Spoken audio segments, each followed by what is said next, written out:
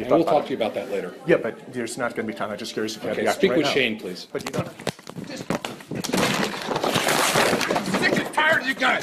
The last time you came here, you did the same thing. Out of here. Get out of here. The last time I did the same thing. You were the Guardian? Yes, and you just broke my glasses.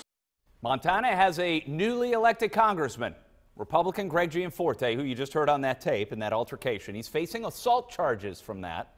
Late last night, he was declared the winner in the U.S. House race in Montana. Witnesses said he grabbed reporter Ben Jacobs and slammed him to the ground. After the votes came in, Gianforte apologized to the reporter. Last night I made a mistake. And I took an action that I can't take back. And I'm not proud of what happened. I should not have responded in the way that I did. And for that, I'm sorry. Gianforte's campaign put out a statement blaming Jacobs originally for his aggressive reporting tactics. Jacobs spoke to CNN and called that ridiculous.